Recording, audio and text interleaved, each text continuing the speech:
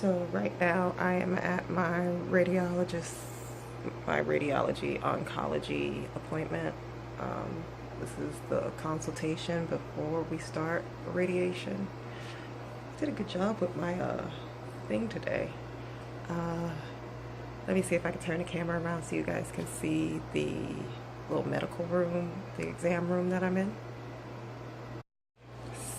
So yes, I'm not sitting in the chair, but I guess that's the chair. But this is not the place where they do the actual radiation. I don't know what this chair is for. I don't know what that's for unless they do like sonograms in here. Of course, the radiation is like going to be a big table that you have to lay on. And today I just really want to find out what creams I can use to avoid the burns, the radiation burns. So that's going to be like the main question I ask my doctor today. Okay, so I wasn't sure if I needed to do a video because I have to be back here tomorrow anyway, so I figured a lot of this could be said tomorrow. But while it's fresh on my mind, I thought I would talk about today's was the consultation with the radiologist and what to expect. And I always feel like I go in expecting very little, and then I'm always told quite a lot of information that I don't necessarily want to be told. So it started when she was talking about where my radiation is going to be focused. So I was just thinking like the underarm and the breast. And then she started coming all up here. And I'm like, wait, what we doing? So she was like, yeah, it's going to be like, the breast here, underarm, and then up here. And I'm like, wait, you're getting like really close to my throat there. And she was like, yeah. So wasn't excited about that. Like, I want to plan my risks. So I know there's like a risk that the lungs would be affected. So I came into it preparing for that. I wasn't prepared for the risk that my esophagus would be affected by this. So that was news. I don't want to be all over the place with this information because I wrote it kind of like all over the place. But so there's a risk of lung scarring. There's a risk of my esophagus tightening where they'd have to do a surgery and go in with like a tube and blow up like a balloon to open up my esophagus. There's a risk that I'll never swallow the same again. There's a risk that I will notice a difference in my breathing. She's not so concerned that I will well, she said there is like a 1% risk that I would need to be on oxygen permanently for the rest of my life, but that is a 1% risk. There is a slightly higher risk that I might have a change in my breathing, but she's like, it's not like it will affect your breathing, it's just you'll notice a change in your breathing. And then because of the underarm and because my auxiliary lymph nodes were removed, they've taken out like 20 of my lymph nodes.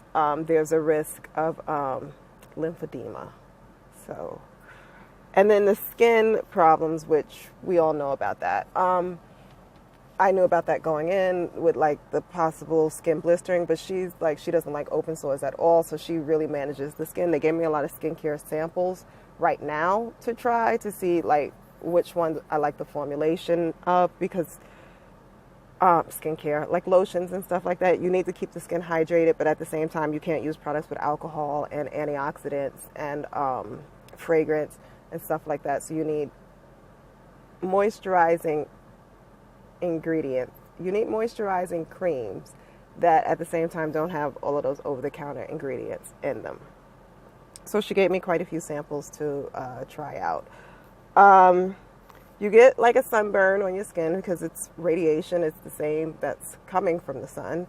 So with that, she said that I will permanently have a cast on my skin, whereas a radiologist will be able to look at my skin. Like if I go to the beach or something like that, a radiologist would be able to see my skin and know she probably had radiation.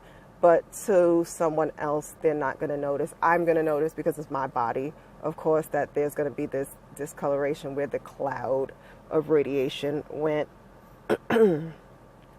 So that's another permanent effect. And then the last one is I have to get these tattoos. So they do this like CT scan, and they do like they make a mold of your body so that you can lay in this mold, and you have to, so that the radiation is focused in the same spot every single time you go for your 30 sessions or my 30 sessions of treatment. So she was saying that they're going to put these little dots about the size of moles, but they're tattoos. I'm like, I didn't sign up for this. Like, I don't want any more moles than what I already have. And just, I feel like there's enough. Like, how many reminders do I need of that breast cancer that I had? Like, there's never going to be a time when you could just forget that, you know, you have breast cancer, because, you know, your breast is permanently changed. You have permanent scarring from your mastectomy. You have a permanent cast from your radiation. You have these permanent tattoos that they're going to put on your body. You just, there's all of this. I'll never forget. Every time I look at myself in the mirror, I'll see, you know, that year, 2017, when you got that cancer. What else did she talk about? Well, she talked about a lot. I was in there for a very long time. But one thing I want to talk about that nobody fucking told me was my doctor. I'm going to have a word with him. She's like, oh, your doctor, he really knows you. He really cares about you, and blah, blah, this and blah, blah. He was telling me all about you. He got me all caught up. So then she's like, when you had your CT scan done, and I had this CT scan done in February of this year. We are now in August. She was like, there was a blip on your liver.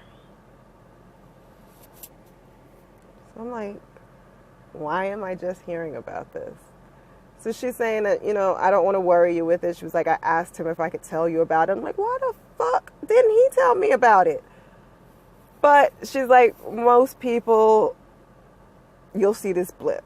And she's saying that even the people that did the CT scan believe that it's nothing, but because of the cancer, I have to get a follow-up CT. And he believes, my doctor, my oncologist believes that it's nothing, and my radiologist oncologist believes that it's nothing. But she's ordering another CT scan because she wants to look at the liver to make sure it's nothing. And he was saying that he was going to order another one anyway.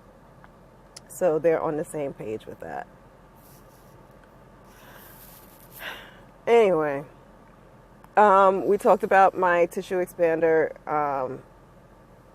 with my plastic surgeon wanting to go in and do a fill during the radiation. And of course, she wasn't feeling that. But she was like, you know, if he has to do it, she was like, you know, I'll get on the phone with him. I'll talk to him. She was like, we could work together if it's something that needs to be done. I was telling her, I was like, he said he could wait till afterwards if it's not a problem. She was like, you know, we'll talk about it. And then when she did the exam and looked, she was like, oh, he's an amazing doctor. She was like, oh, you're going to have like amazing breasts after this. She was like, I could see what he did and this, that, and the other. I'm like, so you're a plastic surgeon? No, but never mind.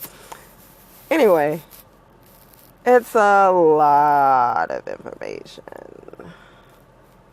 that I have here. But I'm done with talking about it, so I'll see you guys next time. I have to be back here tomorrow, so